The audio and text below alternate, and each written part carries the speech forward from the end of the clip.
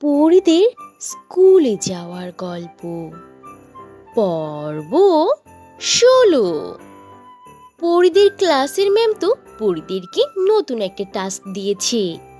আর এই ক্লাসে তো ম্যাম শিখিয়ে দিয়েছে কিভাবে একটি গাছে বিভিন্ন রকমের সুন্দর সুন্দর ফুল ফোটানো যায় খুব সহজে।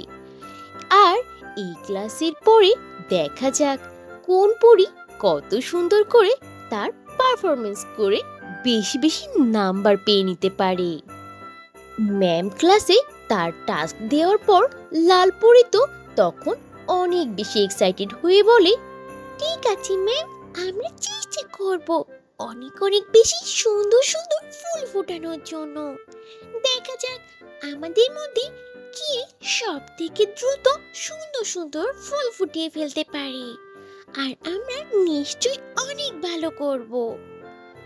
লাল পরীর কথা শেষ হলে তখন হলুদ পরী তার জাদুর লাঠি নিয়ে গাছের কাছে যায় এবং হলুদ পরীর হাতে থাকা জাদুর লাঠি দুবার ঘুরিয়ে গাছের দিকে তাকিয়ে বলে, হে সুন্দর গাছ বন্ধু, তোমার কলিতে আমার জন্য চমৎকার চমৎকার ফুল ফুটিয়ে দেখাও তো দেখি। হলুদ পরীর এ কথা বলার সাথে সাথে তার সামনে থাকা একটা গাছে খুব সুন্দর সুন্দর ফুল দেখতে পাওয়া যায়।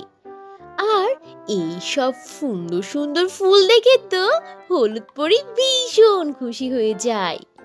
তখন হলুদ পরী তার ম্যামকে ডেকে বলে, ম্যাম এই দেখুন, আমি একটা গাছে কিছু ফুল ফোটাতে সক্ষম হয়েছি।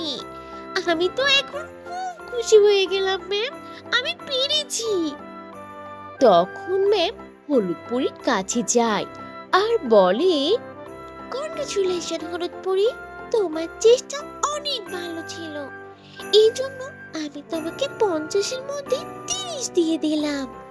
এখন দেখার পালা তোমার অন্যান্য বন্ধুরা কতটা ভালো পারফরমেন্স করে, তারা তোমার থেকে বেশি মার্কস পায় নাকি তুমি সবার হাইস্টে থাকো। লাল পরী, এবার না হয় তুমি চেষ্টা করে দেখো তোমার এক্সপেরিয়েন্স কেমন হয়। বাবা, আমি তো ভেবেছিলাম এটা অনেক কঠিন টাস্ক হবে আর পরীরা হয়তো প্রথমবারে পারবে না, কিন্তু হলুদ পরী তো সবাইকে দেখিয়ে দিল যে সে কত ভালো করে আর সহজে এই টাস্কটা ফুলফিল করে ফেলেছে।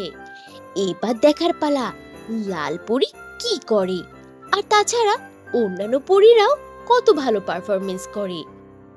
এবার তাহলে আমি তোমাদেরকে একটা টাস্ক দিই।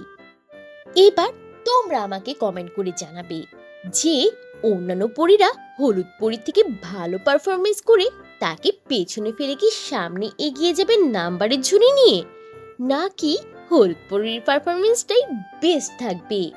সেটা কিন্তু আমাকে জানাতে একদম ভুলো না।